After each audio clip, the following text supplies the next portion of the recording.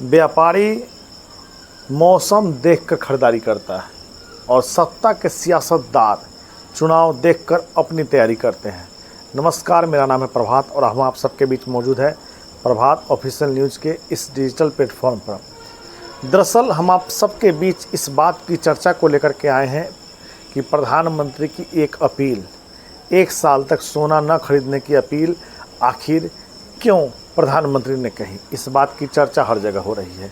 Import duty को बढ़ा दिया गया है। कहीं न कहीं अब लोगों को लगता है कि कहीं कोविड की जो महामारी आई थी उस जैसे हालात कहीं देश के अंदर तो नहीं है, क्योंकि जिस तरह से एक तरफ मंदी का दौर है, वहीं दूसरी तरफ प्रधानमंत्री की अपील और वहीं तीसरी तरफ महंगाई। आम आदमी इस बीच करे तो क्या करे। सत्ता अपने ढंग से चल रही है। कहीं यह तस्वीर आ रही है कि प्रधानमंत्री 2 गाड़ी में चल रहे हैं, कहीं यह तस्वीर आ रही है कि जिलाधिकारी साइकिल से जा रहे हैं, कहीं यह तस्वीर आ रही है कि मुख्यमंत्री टोटो से जा रहे हैं। दरअसल प्रधानमंत्री की वह तस्वीर सबसे ज़्यादा चर्चा में है, जहां 2 गाड़ी के साथ कहीं जा रहे हैं। दूसरी तस्वीर आई जब पश्चिम बंगाल के मुख्यमंत्री शुभेंदु अधिकारी ई रिक्शा यानी टोटो से चलते हुए दिखे। वहीं तीसरी तस्वीर यह आई, कई जगह से जिलाधिकारी हो, पुलिस अधीक्षक हो, वे लोग साइकिल से कहीं बाइक से चलते हुए दिखे। दरअसल प्रधानमंत्री की एक अपील थी कि कम से कम ईंधन का उपयोग करें, 1 वर्ष तक सोना नहीं खरीदें। इस अपील के बाद देश के अंदर सियासत तेज हो गई है। तेज होने के पीछे कई कारण हैं, चर्चा में आने के पीछे कई कारण हैं। दरअसल हो क्या रहा है कि कई जगह मंत्री विधायक साइकिल पर फ़ोटो खिंचाने के लिए आगे जा रहे हैं और पीछे में उनका पूरा बॉडीगार्ड, पूरा उनका टीम, पूरा उनका कुनबा, पूरा उनका काफिला एक साथ निकल रहा है। तो सवाल उठना लाजमी है। दरअसल इस बात की चर्चा होना लाजमी है, क्या सिर्फ यह अपील आम लोगों के लिए की गई है? क्या हमारे देश के अंदर जितने सांसद हैं, विधायक हैं, मंत्री हैं, अधिकारी हैं, क्या बिना 1 साल तक वेतन लिए देश की सेवा नहीं कर सकते? बड़ा सवाल है। हम आप सबके भी सवाल इसलिए उठा रहे हैं कि क्या ऐसा संभव है? हम ये नहीं कह रहे हैं कि कोई सांसद, विधायक, मंत्री, अधिकारी अपना वेतन न ले, भत्ता नहीं ले, सरकार से नहीं ले, लेकिन हम आपके बीच सवाल इसलिए उठा रहे हैं, क्या ऐसा संभव है? देश के जितने भी अधिकारी हैं, जो सक्षम अधिकारी हैं, गज़टेड ऑफिसर हैं, विधायक हैं, मंत्री हैं, सांसद महोदय, माननीय हैं, क्या बिना वेतन के, भत्ता के क्या 1 साल तक नहीं चल सकते हैं? सवाल उठना लाजमी है, क्योंकि यह तमाम अपील आम लोगों के बीच की गई है, आम लोगों के साथ की गई है, आम लोगों के लिए की गई है। लेकिन सबसे बड़ा सवाल यह उठता है कि आखिर क्या हमारे देश के जो माननीय हैं, जिनका पूरा सिस्टम देश के टैक्स के पैसे चलता है, जिनका पूरा सिस्टम देश के अंदर जो टैक्स संकलित होता है उससे चलता है, तो क्या सवाल यह उठता है कि ये तमाम अपील सिर्फ आम लोगों के लिए है? ये तमाम बंदिशें सिर्फ आम लोगों के लिए हैं?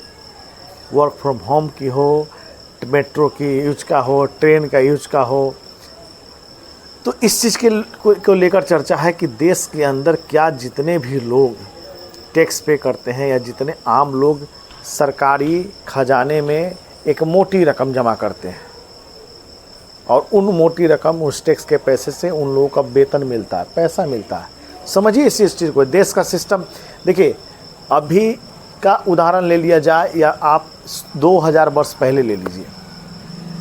राजा, राज्य, प्रजा, समझिए इस चीज़ को।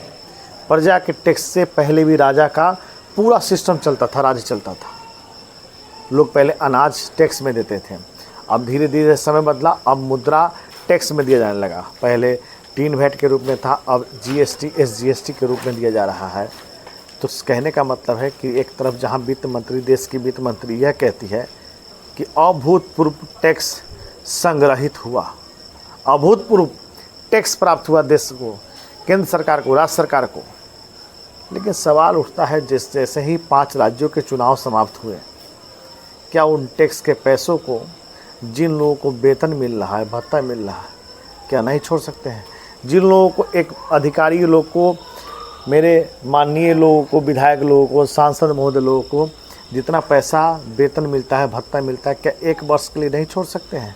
यह बड़ा सवाल है, क्योंकि जैसे ही उन लोगों को पैसा भत्ता वे लोग छोड़ेंगे, एक बड़ा बदलाव देश के अंदर आएगा।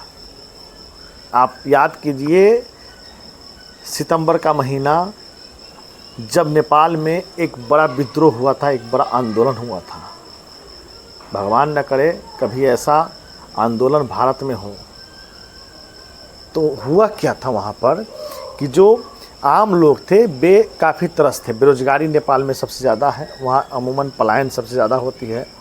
उस पलायन के बीच में होता क्या था कि वहाँ के जो पूर्व मंत्री थे, विधायक थे, सांसद थे, वे लोग एक आलीशान जीवन जीते थे। पूरा यूँ कहें कि बहुत ऐशो आराम की ज़िंदगी थी, राजा की तरह ज़िंदगी थी। लेकिन जो आम लोग की ज़िंदगी थी नेपाल में बड़ा बदतर थी। उन लोगों ने विद्रोह किया और विद्रोह के बाद वहाँ बालेंसा की सरकार चंद महीनों में बन गई। पूर्व प्रधानमंत्री को यहाँ तक जेल जाना पड़ा।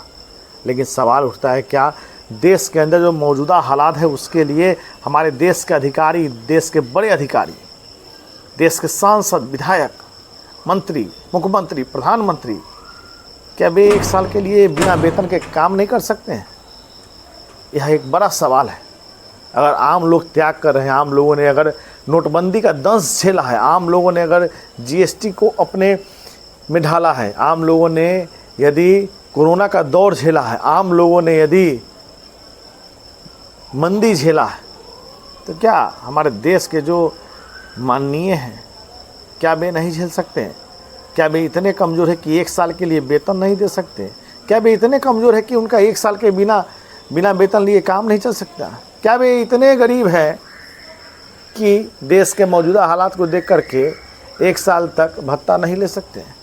यह चंद सवाल है जो हमारे दिलों में है, जो आम लोग के दिल में है और सोशल मीडिया साइट्स पर देखे जा रहे हैं। हम नहीं कर रहे हैं, ये तमाम चीज़ें सोशल मीडिया साइट्स पर आ रही है। जब प्रधानमंत्री की अपील होती है, कोई न्यूज़ चैनल का एक पेज लगता है, उस पेज के नीचे लोगों का कमेंट रहता है कि चलिए ठीक है, हम लोग 1 साल के लिए सोना नहीं खरीदेंगे, 1 साल तक बाइक का इस्तेमाल नहीं करेंगे, कार का इस्तेमाल नहीं करेंगे, विदेश यात्रा नहीं करेंगे। लेकिन क्या सवाल उठता है, क्या हमारे माननीय 1 साल के लिए इन चीज़ों को छोड़ सकते हैं? कहीं कहीं ये तस्वीर आ रही है कि मंत्री जी एक गाड़ी में जा रहे हैं, 2 गाड़ी में जा रहे हैं। लेकिन जब इस वीडियो की पड़ताल की जाती है तो पता चलता है कि पूरा कुनवा, उनका पूरा सिस्टम कार लेकर के पीछे पीछे आ रहा है मीडिया में फ़ोटो खिंचाने के लिए। वे बाइक पर सवार है, वे साइकिल पर सवार है, वे ई रिक्शा पर सवार है। तो ऐसे में सवाल यह उठता है, क्या देश के सिर्फ देश के लोगों के लिए दिखावा है सिर्फ? क्या आम लोग सिर्फ कर्ज का मार, टैक्स का मार झेलते रहे? और सरकार के जो सरकारी तंत्र है, जो लोग हैं, अब वक्त आ गया है उन लोगों को देश के लिए कुछ करने का। अब वक्त आ गया है देश के लिए कुछ सोचने का। अब वक्त आ गया है देश के वित्तीय हित में आर्थिक मदद, आर्थिक बढ़ावा देने का।